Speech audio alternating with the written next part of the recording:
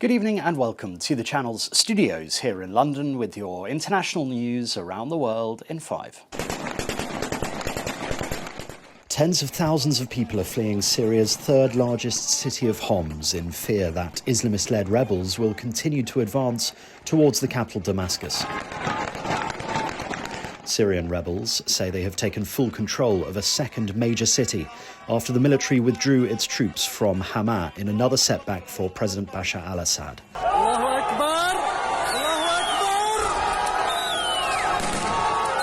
Footage here shows former Syrian President Hafez al-Assad's statue being toppled in Hama.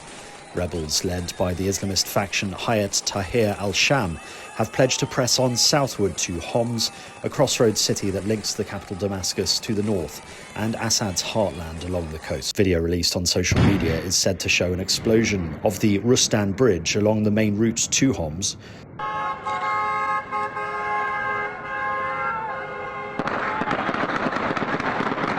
A Syrian army officer says that Russian bombing along the key M5 highway was to prevent rebels from using it. South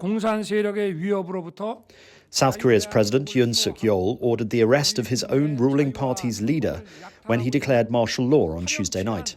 The arrest list also included the leader of the main opposition party, as well as 3 opposition lawmakers.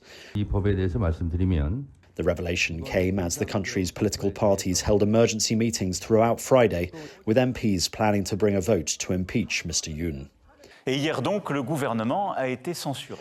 French President Emmanuel Macron has said he will name a new Prime Minister in the coming days after Michel Barnier resigned following a no-confidence vote in Parliament. In a 10-minute address to the nation, he rejected opposition pressure to stand down, vowing to stay in his post fully until the end of the mandate in 2027. He thanked Mr. Barnier for his dedication during his brief term as Prime Minister and accused the French far-right and hard-left of collaborating in an anti-Republican front to bring down the government. Worshippers have been forced to flee an Australian synagogue after it was set on fire in what the Prime Minister has condemned as an act of hate.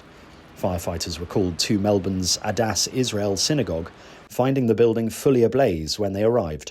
1 person was injured and the fire caused extensive damage.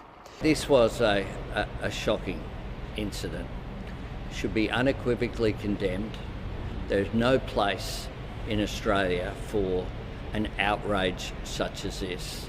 To attack a place of worship is an attack on Australian values.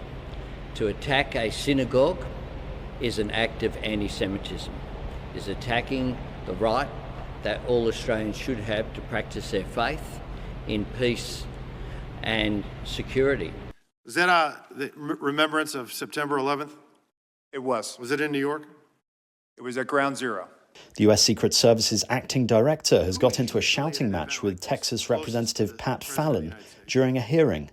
Acting Director Ronald Rowe earned praise from many Republican lawmakers for cooperating with the investigation, but he erupted at Fallon after the congressman questioned Rowe's appearance at a ceremony this year commemorating the anniversary of the September the 11th attacks. I was there going through the ashes of the World Trade Center.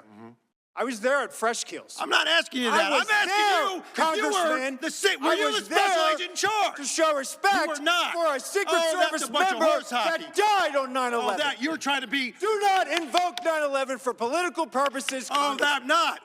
Fallon said he was asking serious questions about whether Rowe was there to provide protection for high-level officials at the ceremony.